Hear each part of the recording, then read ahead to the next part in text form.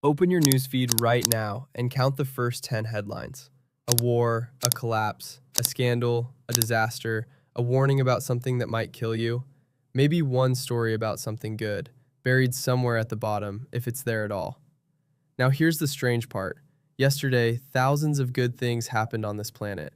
Diseases were cured, people were rescued, records were broken, and you saw none of it. Most people assume that's the media's fault, that journalists are cynical, that networks push negativity to keep us hooked, that the world is simply getting darker. That's not quite right. The truth is far more uncomfortable. Nobody is forcing bad news on you. Your brain is choosing it, every single time. And it's been making that same choice for 50,000 years, long before the first newspaper, long before the first screen. By the end of this video, you'll know exactly why you can't look away from disaster, and you'll never read a headline the same way again. Let's start with a question that sounds simple but isn't. Why does one insult from a stranger stick in your head for days, while 10 compliments evaporate by dinner? Why do you remember the one time you were humiliated in school, but not the 100 ordinary days around it? Scientists have a name for this: negativity bias. Your brain doesn't treat good and bad information equally. Bad gets priority access. Bad gets more attention, more memory, more emotional weight, automatically, before you've had a chance to think. And there's a brutal evolutionary logic behind it. Picture two of your ancestors 100,000 years ago. Both hear a rustle in the tall grass. The first one ignores it, probably just the wind, and keeps picking berries. The second one drops everything and stares at that grass like his life depends on it. Now, 9 times out of 10, it really was just the wind. And the first ancestor got more berries, had a better afternoon, felt less stress. But on the 10th time, it was a leopard, and only one of them saw it coming. That's the whole story of your brain in one scene. Missing a good thing costs you a snack. Missing a bad thing costs you your life. The math is merciless. Threats had to be detected every single time, while rewards were optional. So evolution built you an attention system with a simple, unbreakable rule. Bad news first. Always. You were the descendant of the ones who stared at the grass, the worriers, the ones who couldn't look away from danger. Feeling drawn to catastrophe isn't a flaw in your brain. It is your brain, doing the one job it was built for. Now, you might think this only became a problem when smartphones showed up, that doomscrolling is a disease of the algorithm age. But here's the thing. Give humans any technology in any century and watch what they do with it.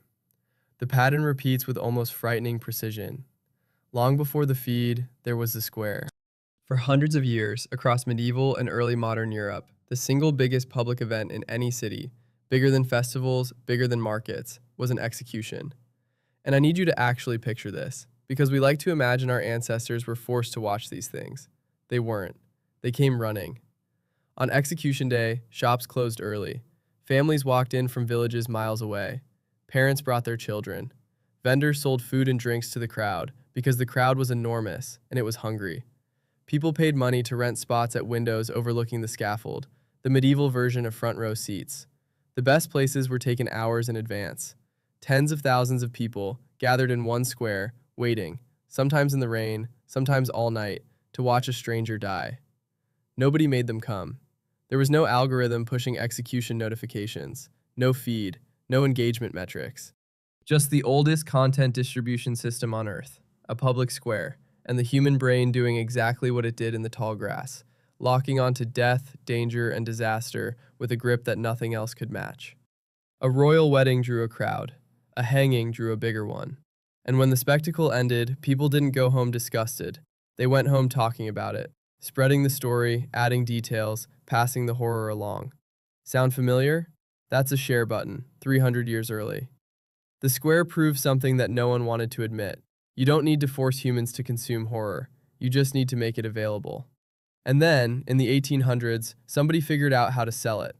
This is where the story turns, because this is the moment humanity stopped just having a negativity bias and started monetizing it. In the 1830s, a new kind of newspaper appeared, the penny press, cheap enough for anyone to buy. And publishers quickly ran a very simple experiment, the same one every media company has run ever since. What makes people actually hand over their money? Politics? Trade news? Poetry? No. Murder. Crime. Catastrophe. The gorier the story, the faster the papers vanish from the newsboys' hands. Sales numbers don't lie, and publishers followed the numbers to their logical conclusion. Pages filled with killings, disasters, and scandal, because that's what the ancient brain reached for, every single time, with a penny in its hand. And then came the moment that revealed just how powerful this machine really was. London, 1888. Jack the Ripper. Here's the detail most people don't know. The Ripper murders weren't just a crime story. They were a circulation miracle. Newspaper sales exploded during the killings. Papers that covered the murders in the most graphic detail sold out edition after edition, printing run after printing run. A serial killer no one could catch became, commercially speaking, the best thing that had ever happened to the London press, and editors knew it. Every new horror was a payday. The public was terrified, and the public could not stop reading. Sound familiar again? That was the first true crime obsession, the first viral news cycle, the first time an entire society doomscrolled, page by page instead of swipe by swipe. The newspaper barons of that era left behind a rule that American journalism still quotes today. If it bleeds, it leads. They didn't invent your appetite for bad news. They just measured it and built an industry on top of it. Which brings us to your phone. Because here's the twist that reframes everything. The algorithm didn't create any of this. The algorithm is just the third version of the same machine. Version 1 was the square, horror distributed by geography, one execution at a time. Version 2 was the tabloid, horror distributed by print, one edition a day. Version 3 is the feed, horror distributed by code, personalized, optimized, and refreshed every second of your life. The mechanism never changed. What changed is the dosage. A medieval peasant saw a hanging a few times a year. A Victorian reader got his murder fix once a day, then had to wait for the next edition. You carry an infinite execution square in your pocket. The feed studies which disasters hold your gaze a half-second longer and quietly serves you more of them. Not because some villain wants you miserable, but because the metric is attention, and your attention, as we've established, has a 50,000-year-old rule. Bad news first. Here's the cruelest part. Your threat detector was built for a world where danger was local and rare. One leopard, one Russell, one square. It cannot tell the difference between a threat to you and a threat to anyone, anywhere, ever. So when the feed shows you every catastrophe on a planet of 8 billion people, your ancient brain treats each one like grass rustling right behind you. Every headline, a leopard. Hundreds of leopards a day. No wonder you're exhausted. The world isn't necessarily getting worse, but for the first time in history, you can see all of its worst moments, all at once, forever. And your brain was never, ever built for that. So what do you actually do? Not what you think. Just stop reading the news doesn't work. You can't out-willpower a survival instinct, and honestly, staying informed matters. The fix isn't less caring, it's smarter architecture. First, give news a window, not a tap. The medieval peasant went to the square when something happened, then went home and lived his life. Check the news at a fixed time, once, maybe twice a day, instead of grazing on catastrophe all day long. The information is identical, the anxiety is not. Second, never start your morning with the feed.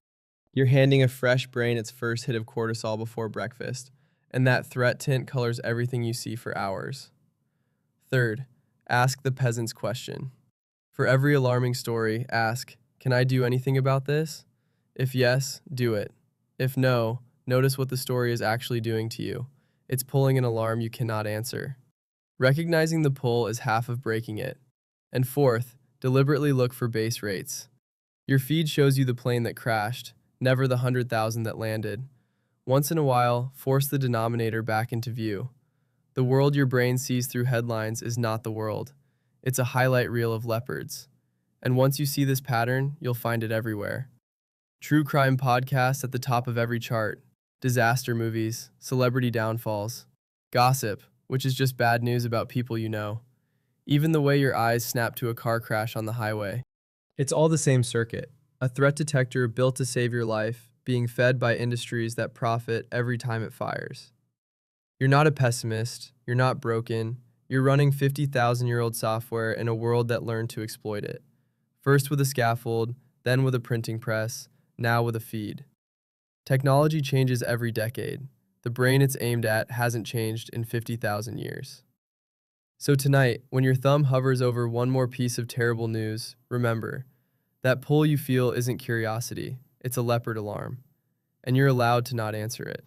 If this changed how you look at your own feed, subscribe. This channel explains the hidden patterns behind the modern world, one story at a time. And tell me in the comments, honestly, what's your worst doom scrolling session ever? How deep did you go? I'll go first. 2 hours at 3 a.m. reading about a volcano on the other side of the planet. I don't live near a volcano. See you in the next one.